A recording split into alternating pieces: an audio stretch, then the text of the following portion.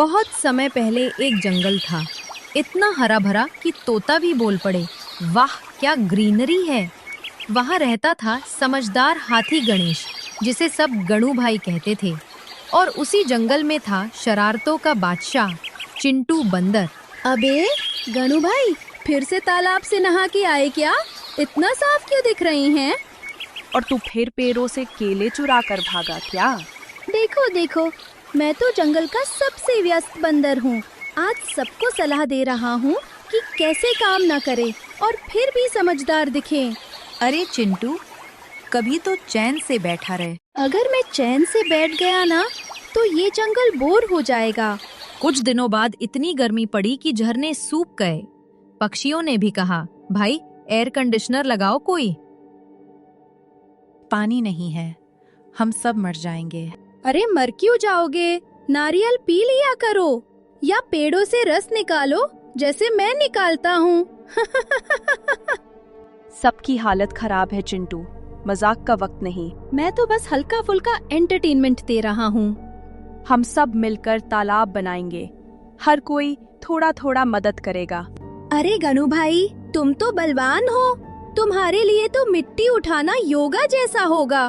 मैं क्या करूँ, मैं तो छोटा सा हूँ। तू छोटा है लेकिन जुबान तेरी बड़ी है। बिल्कुल, इसी से तो शो चल रहा है। फिर अगले दिन सारे जानवर मिलते हैं। सारे जानवर मेहनत कर रहे थे, कोई मिट्टी खोद रहा था, कोई पानी ला रहा था। बस एक था जो ऊपर पेड़ पर बैठा केला खा रहा था, हमारा हीरो चिंटू। चिंटू नीचे उतर, मदद कर। मदद? मैं तो ऊपर से मोटिवेशन दे रहा हूँ। चलो दोस्तों, मेहनत करो। अगर मोटिवेशन से तालाब बनता तो अब तक स्विमिंग पूल तैयार होता। 3 दिन बाद तालाब तैयार हुआ। पानी चमक रहा था जैसे किसी ने आईना रख दिया हो। फिर सभी जानवर पानी पीने के लिए इकट्ठा हो गए। अब सब बारी बारी से पानी पिएंगे। बारी बारी क्यों? मैं तो वीआईपी हूँ, पहले मैं। तू वीआईपी नहीं, वीबीपी है। Very big problem. तुम सब मुझसे जलते हो क्योंकि मैं हैंडसम हूँ। फिर चिंटू पेड़ की तरफ भागता है और कहता है, देखो देखो, मैं सबसे ऊपर हूँ, ये जंगल का किंग हूँ। चिंटू, डाल कमजोर है, उतर जा। डाल कमजोर नहीं, मैं स्ट्रॉन्ग हूँ। और इतना बोलते ही चिंटू का पैर फिसल जाता है और चिंटू धप से पानी में गिर जाता है। फिर गणू बोलता है, वीआईपी अब वीआई पूल में गिर गया। अबे, पानी इतना ठंडा क्यों है? किसी ने फ्रिज लगाया क्या? चल, कम से कम तेरा नहाना तो हुआ।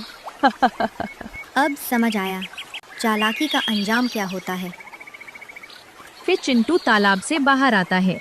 हाँ हाँ, अब मुझे भी ठंडे दिमाग से सोचना होगा। देख चिंटू, चालाकी बुरी नहीं, लेकिन अगर दूसरों को परेशान करे तो वो मूर्खता बन जाती है। अब मैं सिर्फ अच्छे कामों में अपनी चालाकी लगाऊंगा, जैसे नारियल गिराना, पर सीधा बाल्टी में। उस दिन के बाद चिंटू सबका प्यारा बन गया। अब वो शरारत करता भी था तो हंसी के साथ, और फिर वो जंगल का कॉमेडी किंग बन गया और गणू भाई उसके मेंटोर। तो इस कहानी से हमें ये सबक मिलता है कि चालाकी तभी अच्छी है जब वो समझदारी के साथ हो। अगर आपको ये वीडियो अच्छी लगी हो तो इसे लाइक, शेयर और सब्सक्राइब करना मत भूलना। धन्यवाद।